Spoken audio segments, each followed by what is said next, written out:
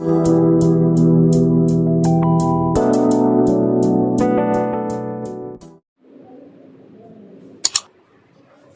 सबसे पहला जो क्वेश्चन दिया गया है वो क्वेश्चन है, in each of the following cases determine the direction cosine of the normal to the plane and the distance from the origin. In each of the following cases determine the direction cosine of the normal to the plane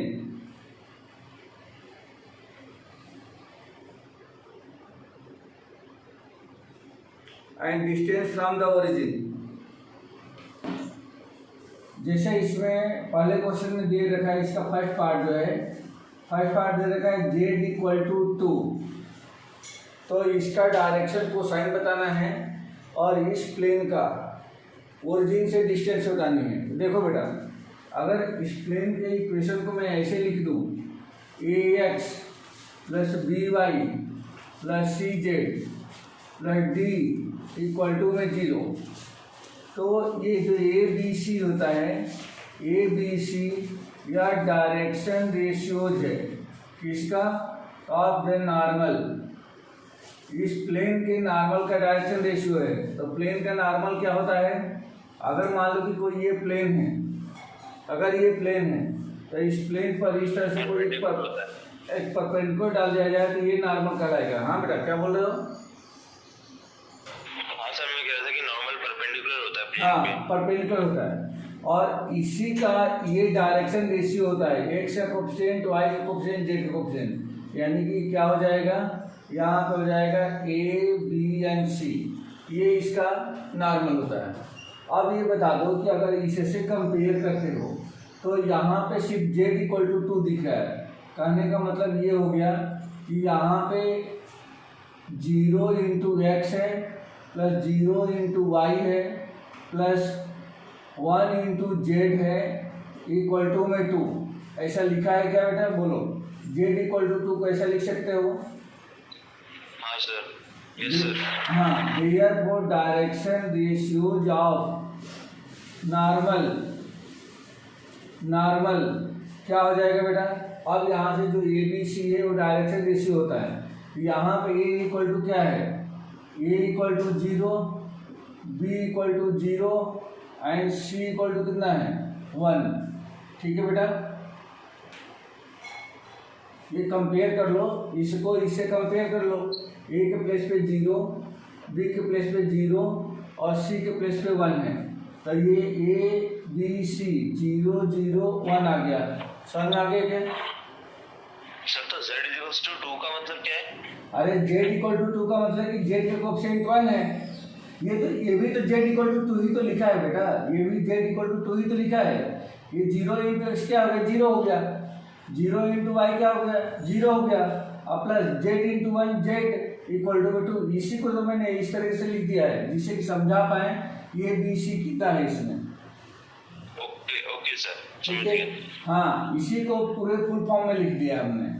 अब देखो बेटा, अब इसे पूछ रहा है कि इसका डायरेक्शन कोसाइन क्या होगा, इसका डायरेक्शन कोसाइन क्या होगा। तो डायरेक्शन कोसाइन कैसे निकालते थे, याद करो। अगर ए बी सी दिया गया रहता था तो डायरेक्शन कोसाइन कैसे निकालते थे। Direction cosine L equal to होता था ए अपान में रूट अंडर ए square plus B square plus सी स्क्वायर। याद आ रहा है कुछ। m equal to B upon root under A square plus B square plus C square and n equal to C upon root under A square plus B square plus C square. याद आ रहा है क्या? इस sir plain का भी same ही तरीके से निकालते हैं। प्लेन का डायरेक्शन कोसाइन भी सेम तरीके से निकालते हैं। हाँ, ये प्लेन का डायरेक्शन कोसाइन क्या मतलब क्या है कि प्लेन के नॉर्मल का डायरेक्शन कोसाइन। और नॉर्मल क्या है, एक लाइन है। हाँ ओके सर, समझ में आ गई क्या?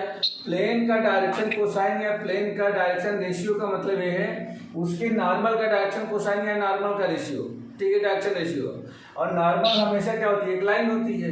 हम लोग लाइन के लिए ही पढ़े हैं। ठीक है, ओके यू सर। अब यहाँ से A square plus B square plus C square पहले निकाल देते हैं। तो since A square plus B square plus C square root के अंदर तो कितना हो जाएगा, रूट अंडर 0 प्लस 0 प्लस 1 का स्क्वायर इक्वल टू 1 हो जाएगा क्या, बोलो बेटा। Yes sir. हाँ, देयरफॉर एल इक्वल टू, तो एल इक्वल टू क्या है बेटा, देखो ए अपान में रूट अंडर ए, तो ये बराबर क्या है 0, तो 0 अपान में रूट अंडर ये हो जाएगा 1 इक्वल टू में 0। एम इक्वल टू क्या है, तो एम बराबर बी अपान में, तो बी भी 0 अपान में 1 equal to 0 and N equal to, तो सी अपान में, तो सी की जगह पे क्या है 1 इस बार अपान में रूट अंडर 0 का स्क्वायर प्लस 0 का स्क्वायर प्लस 1 का स्क्वायर मतलब 1 आ जाएगा, तो इक्वल टू में 1। तो therefore direction cosines equal to 0 0 and 1। ये आया बेटा समझ में कि नहीं आया, बोलो क्या आया समझ में? आ गया सर समझ में। ठीक है, तो अभी आधा क्वेश्चन हुआ। अब ये कह रहा है कि इसी प्लेन को ओरिजिन से डिस्टेंस बताना है कि प्लेन का ओरिजिन से डिस्टेंस कितना होगा। अब जैसे मान लो कि यही प्लेन दिया गया है और इस प्लेन का ओरिजिन से डिस्टेंस आपको फाइंड करके बताना है। ये ओरिजिन है, तो ओरिजिन का क्या हो गया कोऑर्डिनेट 0, 0, 0, ये एक्स एक्सिस है, ये वाई एक्सिस है, ये जेड एक्सिस है। और इसकी डिस्टेंस, तो डिस्टेंस का मतलब ये हो गया कि आप यहाँ से इस प्लेन पर परपेंडिकुलर डाल दो। मान लो कि ये पी जो है परपेंडिकुलर है, तो वो पी आपको फाइंड करके बताना है ये डिस्टेंस। तो कल क्या फार्मूला हम लोगों ने याद करा था, ये मैं रफ कर देता हूँ। हम लोगों ने लिखा था, हाँ वही है, distance of a plane from origin या फ्रॉम ए पॉइंट, ऐसा लिख सकते हो from a point.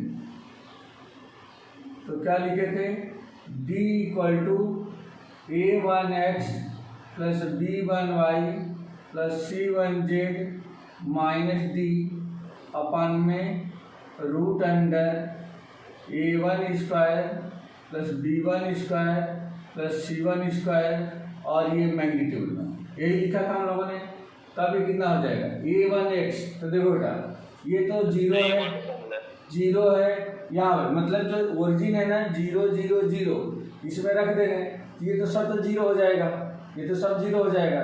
X Y Z के प्लेस पे 0 0 0 रखना है, तो ये हो जाएगा 0 प्लस 0 प्लस 0 और 2 को जो है लेफ्ट साइड में ट्रांसफर कर लेंगे, 2 को लेफ्ट साइड में, तो माइनस का 2 होल अपान रूट अंडर ए square plus B square C square.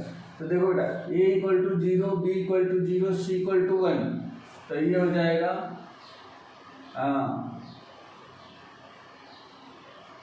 एक मिनट ये गलत लिखा है मैंने, ये a1 b1 नहीं आता, ये आता है ax1 by1 cz1 और यहाँ पे abc, क्योंकि एक्स वाई जेड के प्लेस पे रखते हैं ना, ये जो 0 0 0 है ना एक्स वाई जेड के प्लेस पे रखते हैं।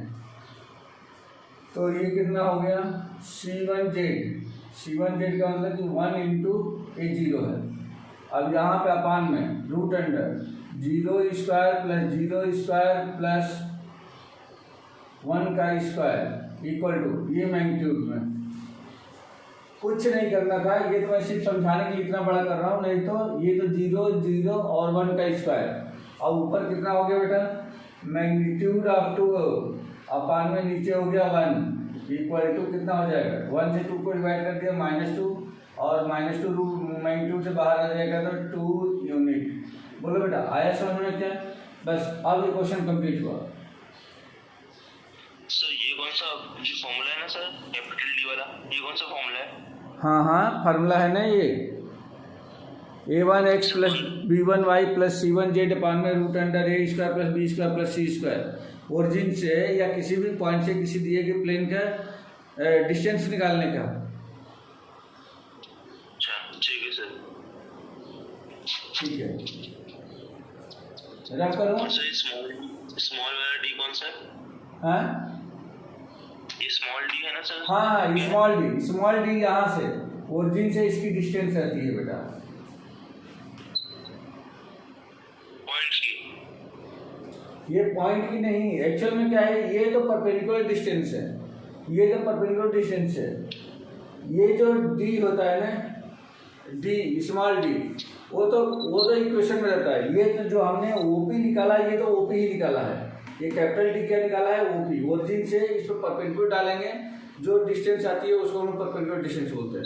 वो तो जनरल फॉर्म में इक्वेशन है ना, ये तो जनरल फॉर्म में प्लेन का इक्वेशन है। डी इसमें कांस्टेंट आता है, डी इक्वल टू 2 है, इसमें डी कांस्टेंट आता है। Okay sir. अब इसका सेकेंड पार्ट भी देख लो, एक और समझ में आए, क्योंकि ये तो जेड इक्वल टू 2 दे रखा था। सेकेंड पार्ट इसका देखते हैं, रफ कर दो बेटा।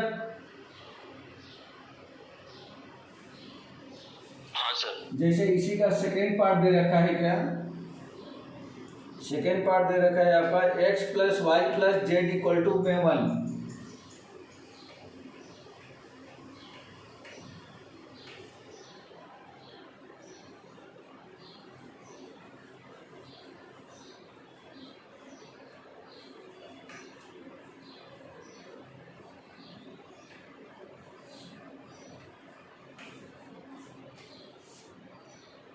x plus y plus z equal to 1, ये दे रखा है इक्वेशन। तो इसमें a इक्वल टू कितना है बेटा, बताओ। यार a इक्वल टू 1 है, b इक्वल टू 1 है, c इक्वल टू 1 है कि नहीं है, बोलो। ax plus b y plus c z equal to d है इसमें। सर सब 1 कैसे हुआ? डायरेक्शन रेशियोज ऑफ नॉर्मल 1 कैसे हो गया, ये पूछ रहे हो? समझ गया सर, समझ गया। ठीक है। तो देयरफॉर एल इक्वल टू कितना हो जाएगा बेटा, बोलो। L equal to a upon root under A square plus B square plus C square equal to 1 upon root under 1 square plus 1 square plus 1 square equal to 1 by root under 3। Correct है। M equal to, हाँ, b upon a square plus B square plus C square equal to 1 by root under 3 and C equal to c upon, sorry, N equal to c upon root under A square plus B square plus C square equal to 1 by root under 3। ठीक है। Therefore l m n equal to 1 by root under 3, 1 by root under 3, 1 by root under 3। ये answer हो गया बेटा। Direction cosines of the normal, ये direction ratios थे, उसको direction cosine में हमने चेंज कर दिया। अब इसको डिस्टेंस फाइंड करनी है, distance of plane from origin. क्या हो जाएगा, d equal to A x1 plus B y1 plus C z1 upon में रूट अंडर ए square plus B square plus सी स्क्वायर।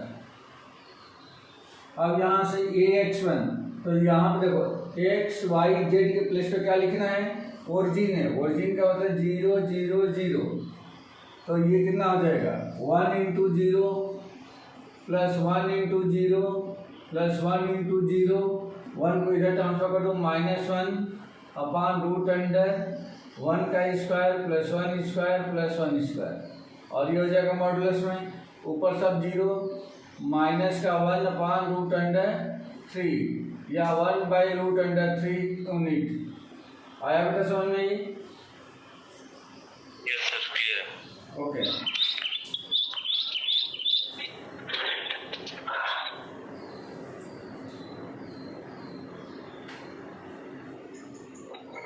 रफ कर दो। हाँ सर।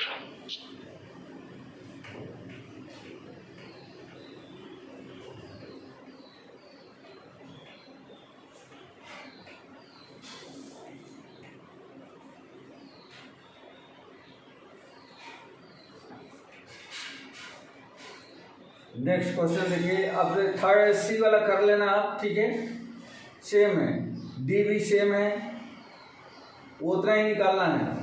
अब क्वेश्चन नंबर 2 देखो बेटा, find the vector equation of a plane which is at a distance of 7 unit from the origin and normal to the vector 3i + 5j - 6k।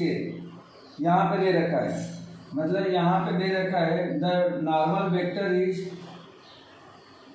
Question number 2, the normal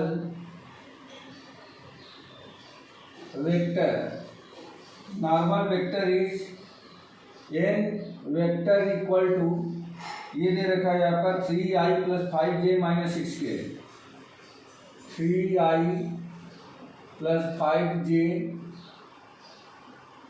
- 6k ये दे रखा है। और यहाँ पे जो d दे रखा है, डिस्टेंस d इक्वल टू, ये दे रखा है 7 यूनिट। तो इसके प्लेन का इक्वेशन लिख के बताना है कि प्लेन का इक्वेशन क्या होगा, ठीक है बेटा। तो याद करो, हम लोगों ने equation of A vector in the normal form, since equation of A vector in the normal form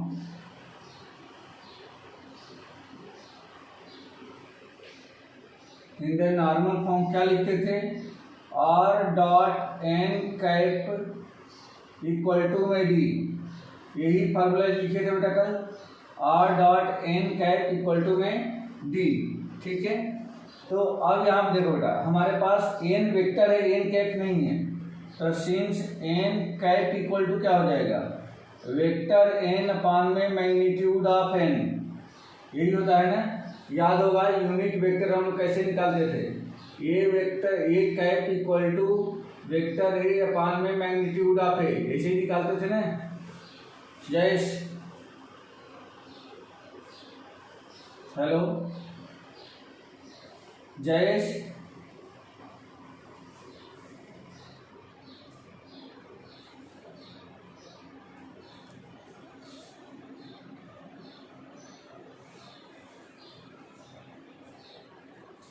तो ये आपका हो जाएगा n वेक्टर इक्वल टू, तो ये हो जाएगा आपका 3i cap + 5j cap - 6k cap अपान में रूट अंडर 3 स्क्वायर + 5 स्क्वायर + -6 का square equal to 3i cap + 5j cap - 6k cap whole upon, ये हो जाएगा root under 9 + 25 + 36 equal to 3i cap + 5j cap - 6k cap whole upon, ये हो जाएगा 6 × 5 = 11, 9 = 20, 2 2 4 3 7 70। तो ये मिल गया आपको n cap equal to 3i + 5j - 6k upon में 70। देयरफॉर इक्वेशन ऑफ प्लेन, ये हो जाएगा r.n कैप, n कैप की जगह पे लिखते हैं ये, तो ये हो गया आपका 3। हाँ बेटा बोलो। सर मैं कह रहा हूँ, आपने जितना बताया ना एक बार फिर से एक बार बता दीजिए, वो बीच में भी सर नेटवर्क प्रॉब्लम थी तो मैं लेफ्ट हो गया था अभी। अच्छा ठीक है, एक मिनट बता रहा हूँ, यही आंसर है बेटा इसका, ये आंसर है। देखो स्टार्टिंग से ये नॉर्मल का वेक्टर दे रखा है, ना प्लेन के नॉर्मल का वेक्टर दे रखा है, d इक्वल टू उसकी जो डिस्टेंस है ओरिजिन से उधर की 7 यूनिट। इक्वेशन का प्लेन का इक्वेशन हमें लिख के बताना है। तो यहाँ पे सबसे पहले हम लोग जानते हैं कि प्लेन का इक्वेशन ये होता है नॉर्मल फॉर्म में r.n cap equal to d। यहाँ से n कैप निकाल लें, n cap equal to vector n upon में मैग्नीट्यूड ऑफ n, क्योंकि यूनिट वेक्टर का यही फार्मूला होता है। हमारे पास वेक्टर दिया गया है 3i + 5j - 6k अपान में इसका मैग्नीट्यूड निकाल लिया, इसका ये मैग्नीट्यूड करेंगे तो ये 70 आ रहा है, √70, ये ऐसा निकाल लिया, मतलब ये n कैप है, ये n कैप है। बस इस n कैप की वैल्यू आप यहाँ पर रख दो, r dot n cap equal to d, तो n कैप की जगह पे ये लिख दिया इसमें, r डॉट तो ऐसे ही है, n कैप के प्लेस पे ये लिख दिया, और d के प्लेस पे यहाँ पे d इक्वल टू 7 दे रखा है, तो d के प्लेस पे यहाँ 7 लिख दिया। ठीक है बेटा, d ओके सर। बस हो गया ये, और कुछ भी नहीं करना है इसमें। रब कर दो, 1 minute sir, 1 minute.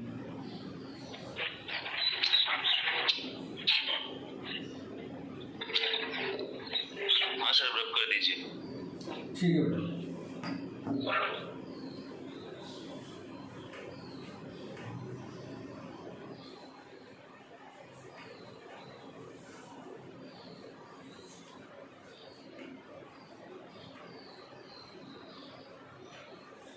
Question number 3,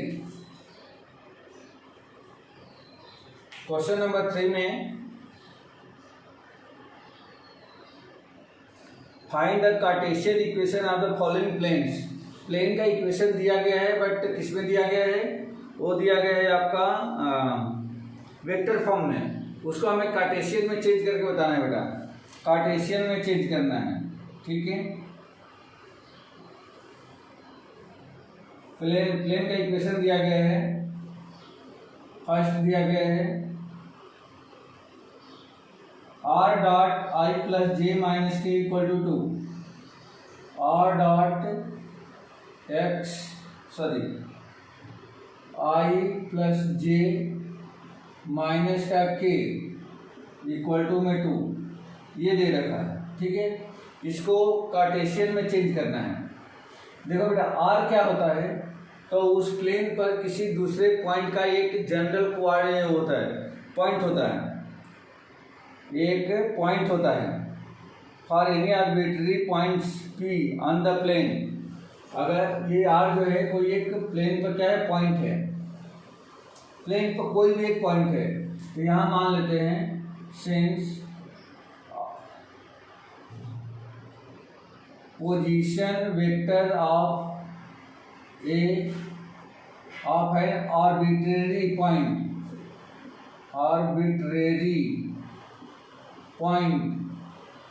on plane r जो है, आर इक्वल टू ये होता है एक्स आई कैप प्लस वाई जे कैप प्लस जेड के कैप। इसे आर की वैल्यू हम लोग पहले भी उसमें अपन वेक्टर वाले फॉर्म में उसमें भी पढ़ लेते हैं कि आर की वैल्यू इस तरह से हम लोग लिखते हैं। आर क्या है, तो कोई एक पॉइंट है, उस पॉइंट का ये पोजीशन वेक्टर है, एक्स आई प्लस वाई जे प्लस जेड के। इस जब भी किसी भी प्लेन के इक्वेशन को कार्टेशियन में चेंज करना हो तो आर के प्लेस पे ये वैल्यू आप ट्रांसफर कर दो। देयरफॉर फ्रॉम वन इसमें आर के प्लेस पे लिख दो, तो ये बन जाएगा एक्स आई कैप प्लस वाई जे कैप प्लस जेड के cap dot I cap plus J cap minus के कैप इक्वल टू में 2।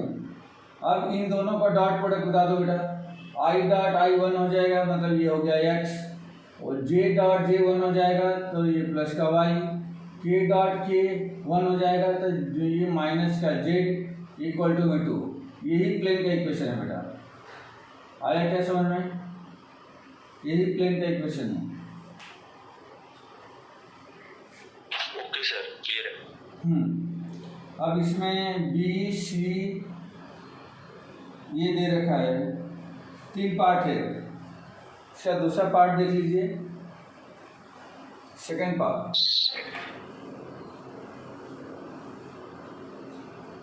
बी में दिया गया है are dot 2i plus 3j minus 4k, 2i cap plus 3j cap minus 4k cap equal to 1, ये दे रखा है। ठीक है, तो इसको हम लोगों को कार्टेशियन में चेंज करना है, तो सिंस r इक्वल टू क्या होता है एक्स आई कैप प्लस वाई जे कैप प्लस जेड के कैप, ये हो जाएगा। इस आर के प्लेस में ट्रांसफर कर दो, तो देयरफॉर एक्स आई कैप प्लस वाई जे कैप प्लस जेड के cap dot 2 i cap plus 3 j cap minus 4 k cap equal to 1। Dot product कर देंगे तो ये कितना हो जाएगा 2x प्लस ये हो जाएगा 3y, ये माइनस का 4z इक्वल टू 1। ये आंसर हो जाएगा। ठीक है बेटा, ये कार्टेशियन में चेंज हो गया। जयेश क्लियर हुआ?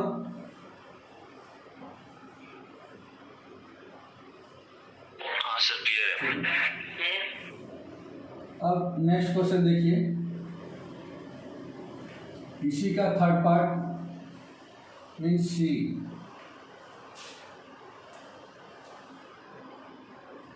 सी में दिया गया है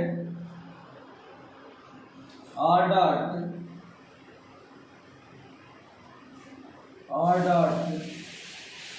एस माइनस टू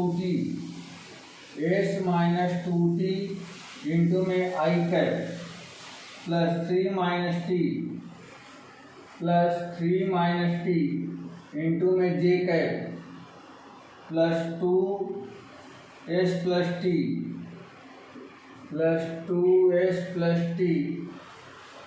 इंटू में के कैप इक्वल टू 15 ये दे रखा है। ठीक है, तो इसको हम लोगों को कार्टेशियन में इसको भी कार्टेशियन में हमें चेंज करना है। तो कार्टेशियन में चेंज करने के लिए क्या कर दें, आर को रिप्लेस कर दो।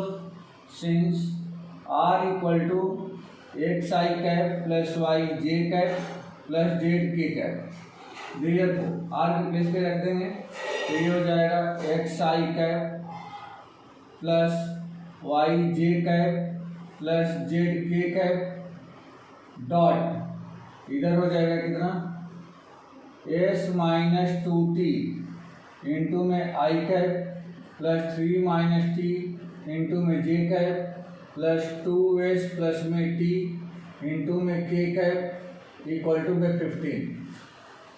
अब इसमें डॉट प्रोडक्ट करेंगे तो x into S minus 2t plus ये y into 3 minus T plus ये z इंटू 2s प्लस में t इक्वल टू में 15, या s माइनस 2t इंटू में x plus 3 minus T into में y plus 2s plus t into में z equal to 15। ये answer हो जाएगा बेटा, ये इसका फाइनल आंसर हो जाएगा।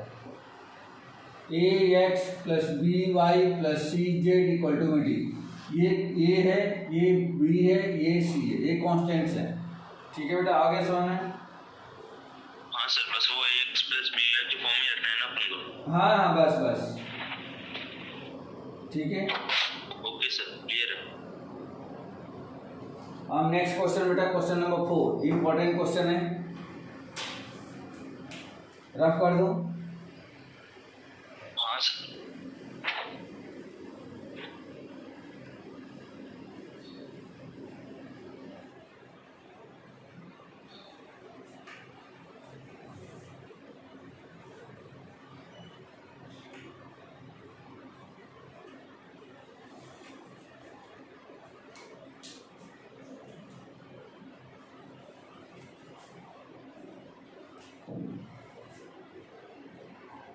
क्वेश्चन नंबर 4 में दिया गया है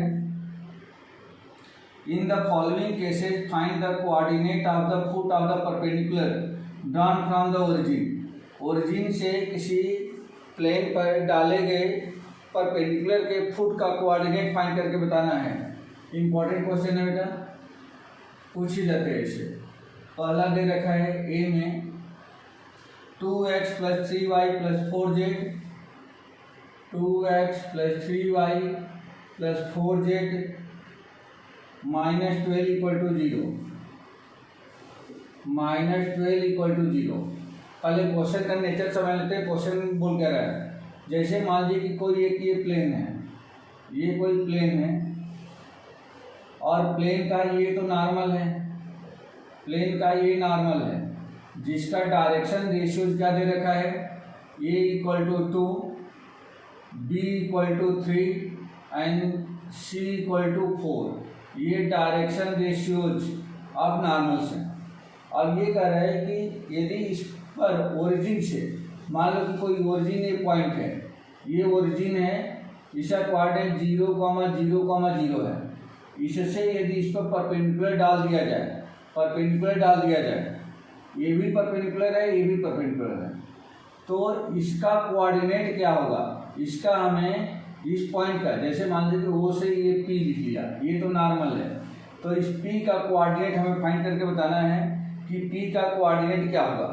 अगर मैं मान लेता हूँ इस पी का कोऑर्डिनेट x1, y1, z1 है, तो यही हमें फाइंड करके बताना है कि x1, y1, z1 क्या होगा। आया क्या बेटा समझ में? ये क्वेश्चन समझ में आ गया क्या? नहीं आया सर। अरे किसी प्लेन पर किसी पॉइंट से परपेंडिकुलर डाल दिया गया है, वह पॉइंट कौन सा है, ओरिजिन है, जिसका कोऑर्डिनेट 0,0 है, तो वह पॉइंट वह जो लाइन है जो ओरिजिन से परपेंडिकुलर डाला गया है, प्लेन को जिस पॉइंट पर टच कर रहा है उस पॉइंट का कोऑर्डिनेट ही उसका फुट ऑफ परपेंडिकुलर कहलाता है। अच्छा ओके सर, समझ गया। हाँ, उस पॉइंट से उस प्लेन पर डाले गए परपेंडिकुलर का जो जहाँ पे टच कर रहा है उस पॉइंट का हमें कोऑर्डिनेट फाइंड करके बताना है, जिसको हम लोग फुट ऑफ परपेंडिकुलर कहते हैं। ठीक है बेटा? हाँ ओके सर।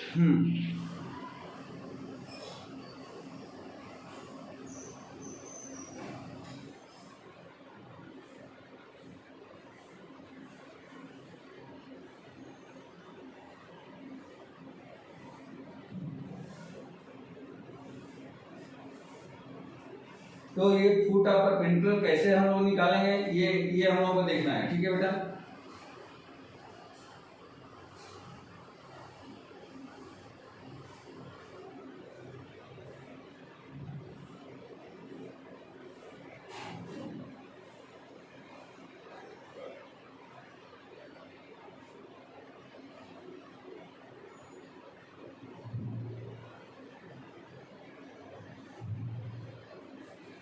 हाँ देखिए, ये जो नॉर्मल है, ये सॉरी ये जो लाइन है ओ से पी तक, क्या इस नॉर्मल के पैरेलल है क्या बेटा? बोलो, नॉर्मल क्या होता है? जैसे मान लो कि ये बोर्ड एक प्लेन है, तो इस प्लेन पर ऐसे कोई एक परपेंडिकुलर ये डाल दिया गया, तो ये नॉर्मल कहलाएगा क्या? बोलो, ये मार्कर इस बोर्ड के लिए नॉर्मल है। हाँ सर। ठीक है, और ओरिजिन से इसमें परपेंडिकुलर डाल दें ओरिजिन से, तो क्या ये दोनों ही पैरेलल हो क्या? दोनों क्या है? दोनों ही इसमें परपेंडिकुलर है, तो ये क्या दोनों पैरेलल हो जाएंगे? बोलो, पैरेलल होंगे। ठीक है, तो जब ये दोनों पैरेलल होंगे तो इसका मतलब ये हो गया कि इसका जो डायरेक्शन रेशियो होगा वही डायरेक्शन रेशियो ओपी का भी हो जाएगा, क्योंकि ऑलरेडी पढ़ चुके हैं हम लोग कि दो पैरेलल लाइन का डायरेक्शन रेशियो डायरेक्शन कोसाइन क्या होता है? सेम होता है। यही पढ़े हैं ना हम लोग?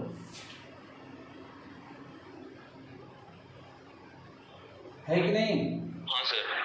ठीक है, अब हम लोगों को ये लिखना है कि अगर मैं ओपी का क्या फाइंड करना चाहूँ, अगर ओपी का इक्वेशन फाइंड करना चाहूँ, तो क्या ओपी का इक्वेशन फाइंड किया जा सकता है? ओपी लाइन का इक्वेशन हम लोग फाइंड कर सकते हैं क्या? देखो कैसे, ये ओपी जो लाइन है, या ओपी लाइन किस पॉइंट से पास कर रही है? किस पॉइंट से पास कर रही है? x1, y1, z1 से, x1, y1, z1 से पास कर रही है, तो इस लाइन का इक्वेशन क्या हो जाएगा? इस लाइन का इक्वेशन क्या हो जाएगा? और इसका डायरेक्शन रेशियो अगर ये दे रखा है 2, 3, 4, तो इसका भी डायरेक्शन रेशियो कितना हो जाएगा? ओपी का डायरेक्शन रेशियो भी सेम हो जाएगा ये।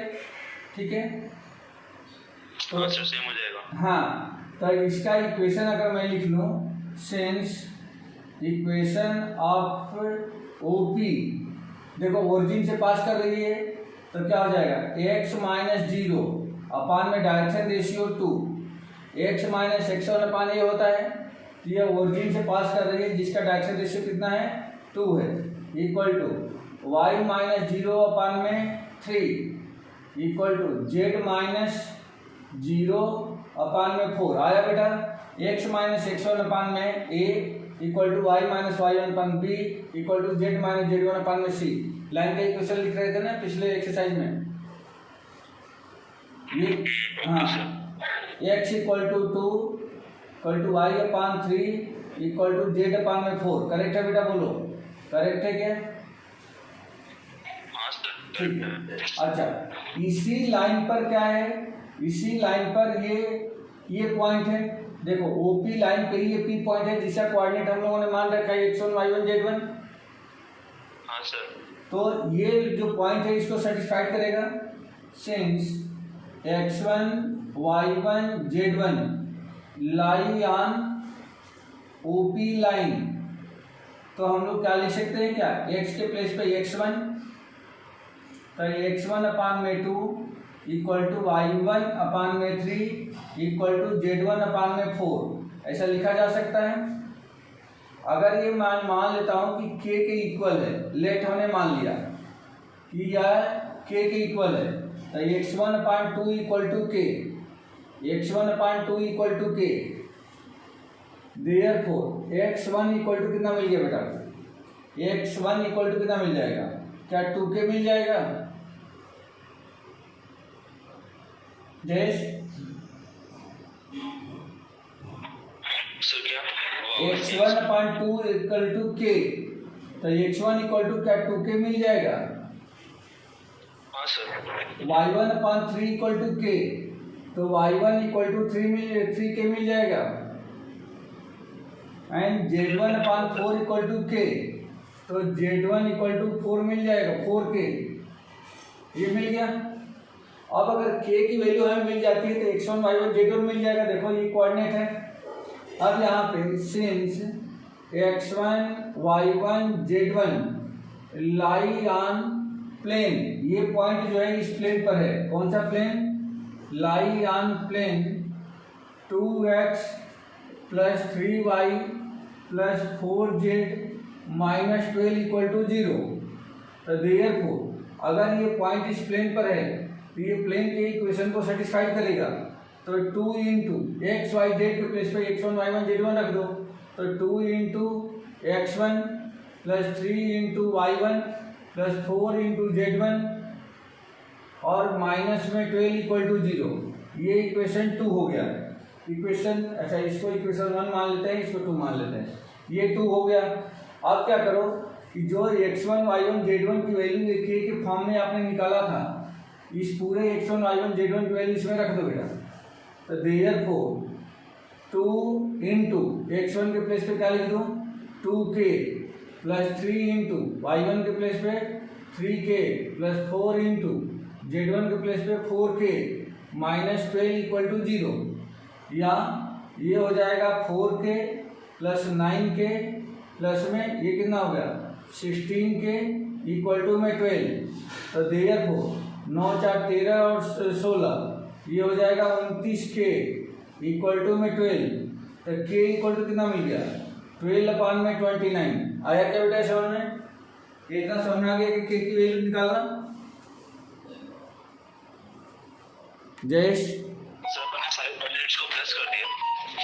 हाँ सारे k को प्लस कर दो, फिर 0 के इक्वल कैसे पुट किया। हाँ सर 0 के इक्वल कैसे पुट कर दिया फिर। अरे ये इक्वेशन नहीं दे रखा, प्लेन का इक्वेशन नहीं है क्या। ओके सर, हाँ कंपेयर कर दिया अपने। ओके सर ठीक है, अब यहाँ से k की वैल्यू उठा के इसमें रख दो बेटा, तो देखो x1 y1 z1 मिल जाएगा। तो therefore x1 equal to 2 into k के प्लेस पे 12 अपान में 29 इक्वल टू 24 अपान में 29, y1 इक्वल टू यहाँ पर रख दो, तो 3k equal to 3 into 12 upon में 29 इक्वल टू 36 अपान में 29, and z1 equal to 4k equal to 4 into 12 upon में 29 इक्वल टू कितना हो जाएगा 48 अपान में 29, 48 अपॉन में 29, therefore coordinate of foot of perpendicular P x1 y1 z1 equal to, यही मान रखे हैं तो x1 y1 z1 की वैल्यू यहाँ पर निकाल लिया मैंने, तो ये हो जाएगा P x1 के प्लेस पे 24 अपॉन में 29, y1 के प्लेस पे 36 अपॉन में 29 एंड z1 के प्लेस पे 48 अपॉन में 29। यही इसका आंसर हो जाएगा बेटा, यही इसका आंसर हो जाएगा।